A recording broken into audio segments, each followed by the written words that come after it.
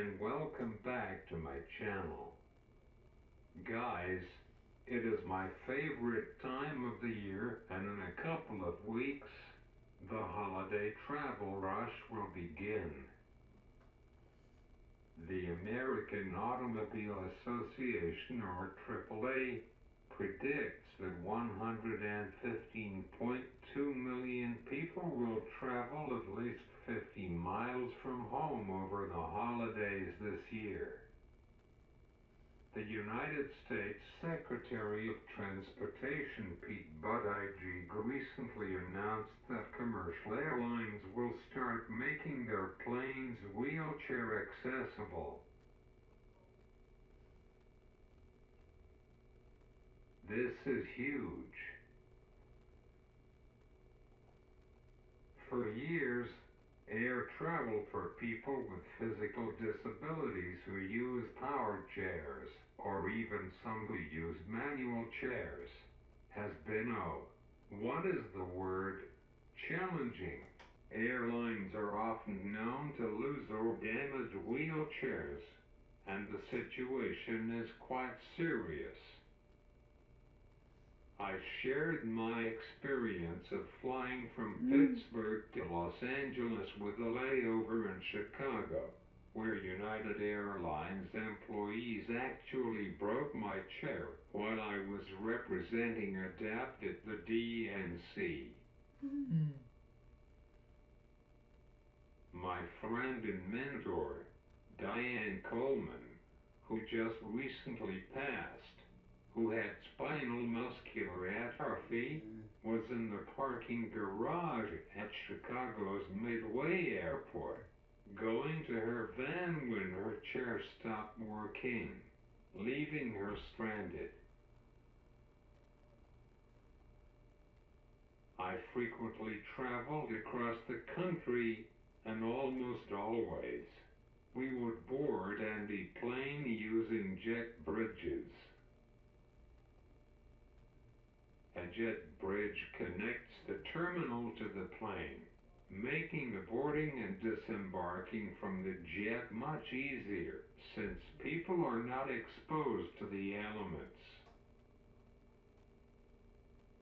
I believe that there were only 2 times that we ever had a remote stand: Jackson, Mississippi, and Kingston, Jamaica. I told my parents, after the flight from New Orleans to Jackson, we should have rented a van and drove the not quite 3 hours that it took. It would have been a lot smoother than the regional jet. I have even C&M Bulift, which is a vehicle that people who can't use stairs use when they don't have a jet bridge available. People with disabilities get to board first and are the last to get off. We can access the door of the plane, transfer into an aisle chair, and board smoothly. On Southwest Airlines, where for years they did not assign seats, you pick anyone. People with disabilities sat up front, usually in the first or second row. If your chair is small enough, you can actually bring it on board, and on some planes they even have a cabinet to store it so it never leaves your sight. When my dad moved to Chicago, I often flew on Southwest Airlines from Pittsburgh to Chicago and back. I flew so much that the flight attendants who were based in Philadelphia or Chicago knew me by name. I usually had my attendant drive me to the airport, and when they didn't have an accessible vehicle, I would use my manual wheelchair. There was no accessible van. This was manageable. My grandma lived in Racine, and my brother and I would take the metro, the commuter train, from Ogilvie Transportation Center in downtown Chicago to Kenosha to see her. The train car had a foldable lift, the kind that you see on most older buses, and most of the platforms had ramps outside of Chicago. I know all platforms should be accessible, but I don't think that is feasible. Anyway, there are so many other ways to get to the terminal. I believe that Ogilvie and Kenosha were the only stations in the network with an elevator. The others had ramps. Grandma Yvonne and Grandpa Bob had an SUV that was sold to Nigel when Grandma moved to Pennsylvania.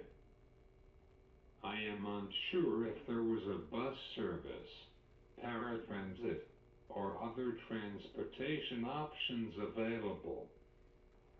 Grandma and Grandpa Bob would pick us up and drop us off at the train. This was just easier because I generally had my manual chair, and I could transfer into the seat.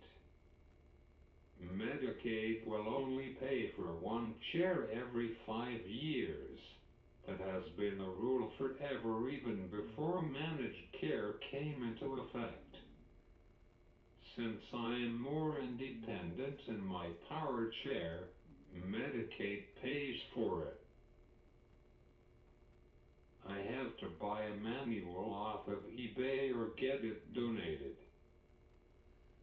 Once I flew from Pittsburgh to Chicago. There were about 10 to 15 people on my flight, all sitting along the wall by the door. Now I was the only one in my own chair. All the other chairs were the airlines.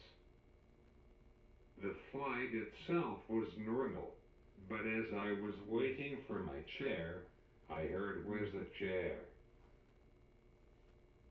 Yay! Somebody in Pittsburgh didn't realize the chair I was sitting in was mine. I just laughed and shook my head.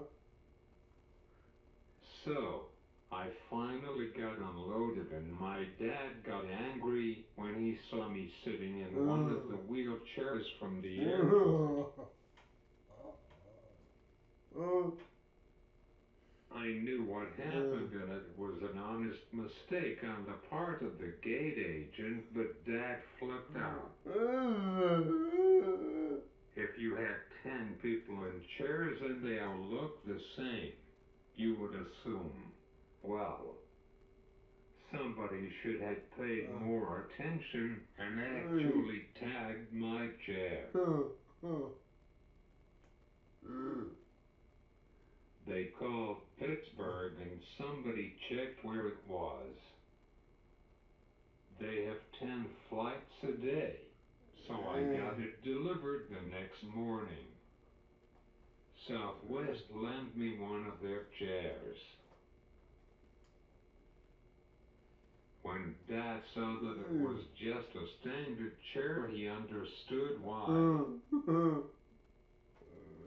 Hey, at least my luggage was there. Like I told you before, I am the jinx when it comes to travel.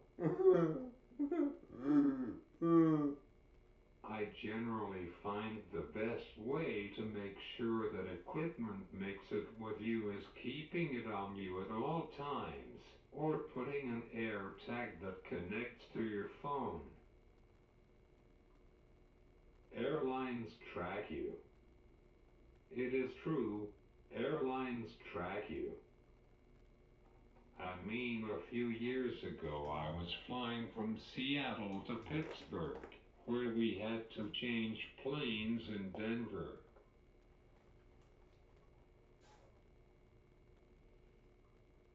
When we got to cruising altitude, I logged on to the airplane's Wi-Fi on my device to watch a movie, and I saw a progress bar.